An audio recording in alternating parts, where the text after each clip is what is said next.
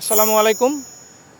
আপনাদের সকলকে প্রথমে আমি ধন্যবাদ জানাচ্ছি আপনারা এখানে আসার জন্য। আপনারা জানেন যে আমরা মিরপুর আর্মি ক্যাম্প অত্র এলাকা অর্থাৎ মিরপুর, পল্লবী এবং রূপনগর এই এলাকাটা দেখভাল করছি।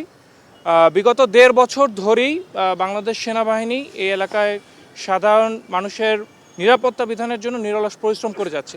এর অংশ হিসেবে আমরা ইতিমধ্যে আপনারা জানেন যে বিভিন্ন অবৈধ অস্ত্র উদ্ধার কার্যক্রম রয়েছে চলমান। এছাড়াও চিহ্নিত চাঁদাবাজি, সন্ত্রাসী এদের আমরা নিয়মিত গ্রেফতার করছি।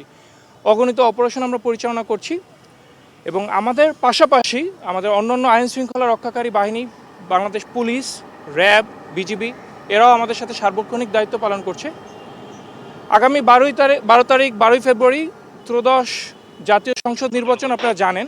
সো এই নির্বাচনটাকে একটি অবাধ, সুষ্ঠু, নিরপেক্ষ নির্বাচনে রূপ দেওয়ার জন্য সকল আইন শৃঙ্খলা বাহিনী তাদের কাজ করে যাচ্ছে এবং আমরা দিনরাত নিরলস পরিশ্রম করে যাচ্ছি সাধারণ মানুষের ভিতরে যে তার নাগরিক অধিকার, ভোটাধিকার এটা যাতে তারা প্রয়োগ করতে পারে তার সম্পূর্ণ ব্যবস্থা করার জন্য।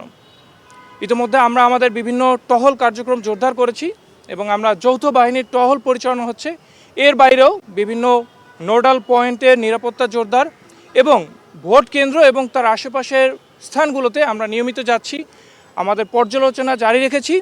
এছাড়াও সাধারণ মানুষজনের সাথে আমরা তাদেরকে উদ্বুদ্ধ করছি যাতে কোনো প্রকার ভয় ভীতিহীনভাবে তারা তাদের নাগরিক যে অধিকার, ভোটাধিকারটা প্রয়োগ করতে পারেন, নির্বিঘ্নে তারা ভোট কেন্দ্রে আসতে পারেন এবং তাদের ভোট দিয়ে তাদের পছন্দের প্রার্থীকে তারা নির্বাচিত করতে পারেন।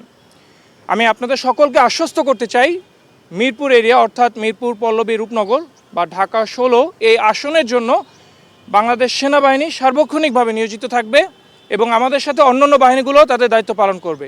নির্বিঘ্নে নিরাপদে আপনারা আপনাদের ভোটাধিকার প্রয়োগ করবেন এবং আমরা এর মাধ্যমেই আমাদের নির্বাচনটিকে একটি শান্তিপূর্ণ ও সুষ্ঠুভাবে শেষ করব ইনশাআল্লাহ।